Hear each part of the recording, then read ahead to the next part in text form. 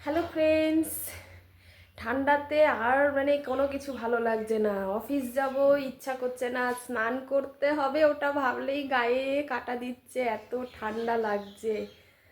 তো দেখো, বাবান এখনো ঘুমাচ্ছে, আমি সবেই ব্রেকফাস্ট করলাম, একটু চা খেলাম, এবারে যাব স্নান করতে। খুব কষ্টে আজকে একটু স্নান করেছি। চলো এবারে রেডি হয়ে নিই অফিসের জন্য। একটু টোনার লাগিয়ে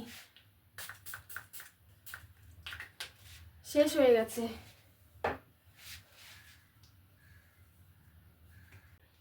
শীতকালে বেশি বেশি ময়শ্চারাইজার লাগাবে।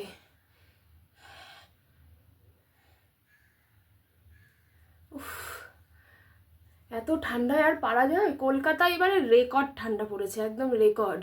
এত ঠান্ডা কোনো বছর পড়ে না। আমরা একেবারে কাবু হয়ে যাচ্ছি ঠান্ডাতে। বেশি কষ্ট হচ্ছে বাথরুমে যেতে, ভাল লাগে না। আর এত ঠান্ডা, ঠান্ডা জল হাত দিলে যেন হাতটাই জমে যাচ্ছে।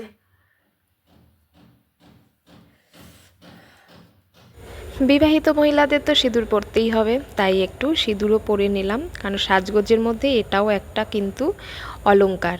তারপরে কানের দুলটা পরে নিলাম। তো এবারে একটু চলো কাজলটাও পরে নিই, দুই চোখে একটু কাজল পরতে হবে। আজকে আর লিপস্টিক পরবো না, ঠান্ডার মধ্যে একদম ইচ্ছে করছে না। তার মধ্যে মাস্ক পরতে হবে, সব একেবারে ঘেটে হয়ে যাবে।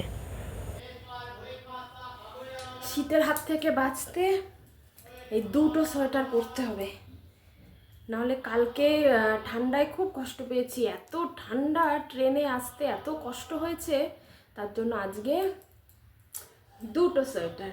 তারপরে মোজাটাও পরে নিলাম, কারণ পা দিয়েও কিন্তু অনেক ঠান্ডা ঢোকে, আর আমার পা সহজে গরম হয় না, তাই মোজাটা আমি রাতেও পরে শুই।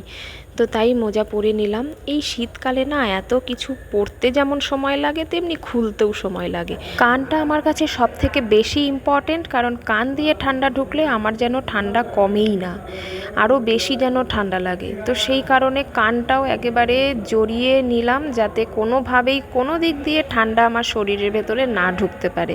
আর সানগ্লাসটাও নিয়ে নিলাম, যাতে চোখে হাওয়া না লাগে, কারণ ট্রেনে যাওয়ার সময় না প্রচণ্ড চোখে হাওয়া লাগে আর চোখ দিয়ে জল বেরিয়ে যায়, তাই সানগ্লাসটাও নিয়ে নিলাম। তো এরপরে আমি ব্যাগটাও গুছিয়ে নিলাম। তো বন্ধুরা, তোমাদের কাছে অনুরোধ, ব্যাকগ্রাউন্ড সাউন্ডটা কিন্তু অ্যাভয়েড করতে হবে, তার কারণ আমি অফিসে কিন্তু ভয়েসটা দিচ্ছি, কি আর করব, আর তো সময় পাই না। সেই তো চলো টাটা, অফিসে চললাম।